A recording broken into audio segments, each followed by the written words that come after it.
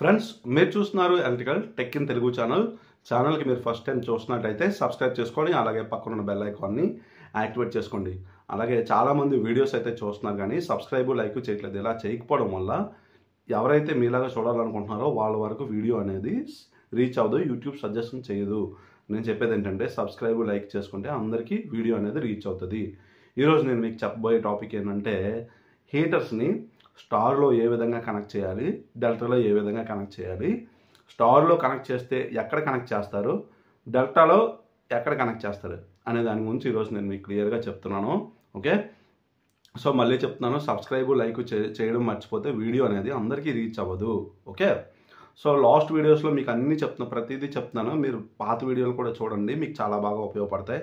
Calculations అయినా కానివ్వండి, ఏవైనా సాఫ్ట్వేర్ని ఉపయోగించుకొని అయినా కానివ్వండి, అవన్నీ మీకు చాలా బాగా ఉపయోగపడతాయి.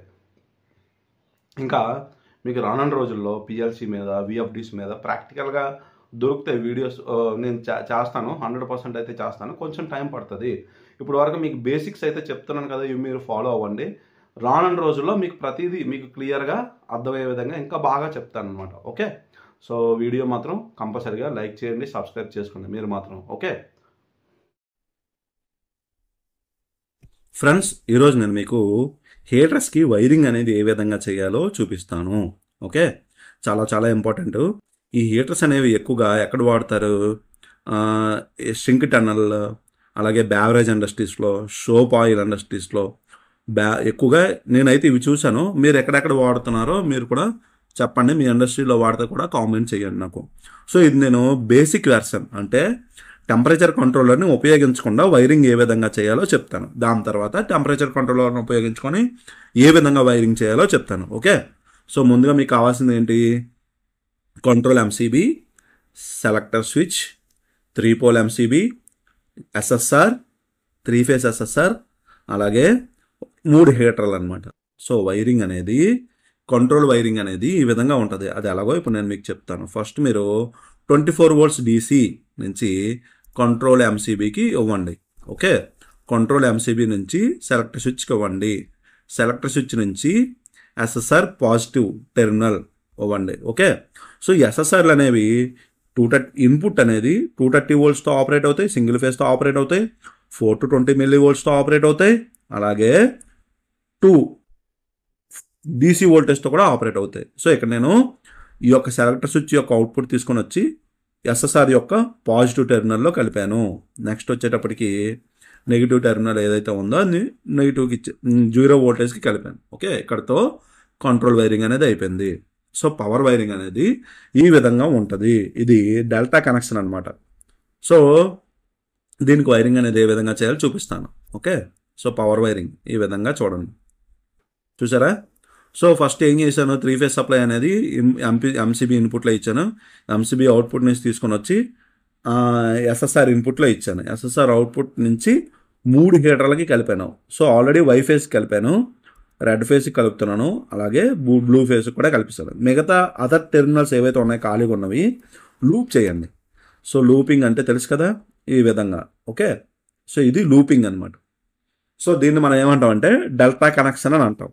సో ఈ హీటర్స్ ఏవైతే ఉన్నాయో 3 సేమ్ వ్యాటేజ్తో ఉండాలి. ఓకే, సో 3 సేమ్ వ్యాటేజ్తో ఉంటే మీకు ఎటువంటి ప్రాబ్లం ఉండదు. లేదంటే అన్బ్యాలెన్స్డ్ లోడ్ అని తెలుసు కదా, అన్బ్యాలెన్స్డ్ లోడ్లో వేరియేషన్ అనేది ఉంటుంది, వోల్టేజ్ అనేది వేరియేషన్ ఉంటుంది, వోల్టేజ్ డ్రాప్ ఉంటుంది. అందుకే నేను చెప్తుంది ఏంటంటే 3 సేమ్ వ్యాటేజ్ హీటర్స్ అయితే మీరు ఈ విధంగా కనెక్షన్ చేయండి. ఇవి ఎక్కువగా తొందరగా హీట్ అవుతాయి అన్నమాట. ఓకే, సో ఇవి ఎక్కువగా ఇండస్ట్రీస్లో తొందరగా హీట్ అవ్వడం కోసం వాడతారు. ఎక్కువగా చెప్పాను కదా, సోప్ ఆయిల్ ఇండస్ట్రీస్, బ్యావరేజ్ ఇండస్ట్రీస్లో అలాంటి వాటిలో ఎక్కువగా వాడతారు. షింక్ టన్నల్, మీకు బ్యావరేజ్ ఇండస్ట్రీస్ అంటే బాటిల్ని ప్యాక్ చేస్తాయి, కేసులు, వాటర్ బాటిల్ కేసెస్ ఎలా వస్తాయి, ప్లాస్టిక్ ఫిల్మ్తో వస్తాయి అన్నమాట. ఓకే, సో వీటి కేసింగ్ అనేది ఎలా వస్తుంది, ఇటువంటి కనెక్షన్సే ఎక్కువ ఉంటాయి అన్నమాట వాటికి. ఓకే, సో ఇప్పుడు చూడండి, ఆన్ చేస్తే ఈ విధంగా సర్క్యులేట్ అవుద్ది. సో ఇప్పుడైతే మీకు ఇది డెల్టా కనెక్షన్ అనమాట. స్టార్ కనెక్షన్ అనేది ఈ విధంగా ఉంటుంది. అంటే ఈ యొక్క 3 ఏవైతే ఉన్నాయో అదర్ హ్యాండ్స్, లూపింగ్ చేసిన అదర్ హ్యాండ్స్ న్యూట్రల్కి ఇవ్వాలి. సో న్యూట్రల్కి ఎందుకు ఇస్తామంటే అన్బ్యాలెన్స్డ్ లోడ్, అంటే 3 హీటర్లు ఏవైతే ఉన్నాయో డిఫరెంట్ వ్యాటేజ్తో ఉంటే అప్పుడు ఇలా ఇవ్వాలి. ఓకే, సో ఇప్పుడు ఇలా ఇవ్వడం వల్ల మనకి ఏమవుద్ది, అన్బ్యాలెన్స్డ్ కరెంట్స్ ఏవైతే ఉన్నాయో న్యూట్రల్ ద్వారాగా వెళ్ళిపోతాయి. ఓకే, అప్పుడు ఆ సమయంలో వోల్టేజ్ వేరియేషన్స్ అలాంటివి ఏమి ఉండవు అనమాట. ఓకే, సో ఈ విధంగా మనం స్టార్లో హీటర్ కనెక్షన్ అనేది, డెల్టాలో హీటర్ కనెక్షన్స్ అనేవి ఈ విధంగా ఇస్తారనమాట. సో మీరు టెంపరేచర్ కంట్రోలర్ వాడండి. ఓకే, టెంపరేచర్ కంట్రోలర్ వాడితే మీకు టెంపరేచర్ అందులో సెట్ పాయింట్ పెట్టుకుంటే దాని ప్రకారంగా ఈ యొక్క టెంపరేచర్ అనేది పెరిగితే తగ్గిద్ది, తగ్గితే పెరిగిద్ది. ఓకే, టెంపరేచర్ కంట్రోలర్ ద్వారా అయితే.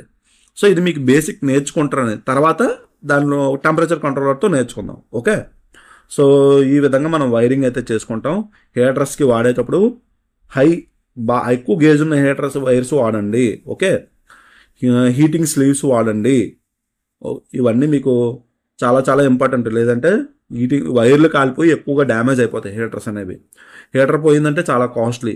ఓకే, సో అన్బ్యాలెన్స్డ్ లోడ్ ఉన్నప్పుడు న్యూట్రల్ కనెక్షన్ ఇవ్వండి, బ్యాలెన్స్డ్ లోడ్ ఉన్నప్పుడు ఈ విధంగా కనెక్షన్ చేయండి, డెల్టా కనెక్షన్లో ఇవ్వండి. ఓకే, సో వీడియో మీకు నచ్చినట్టయితే లైక్ చేయండి, షేర్ చేయండి, సబ్స్క్రైబ్ చేయండి. Thank you.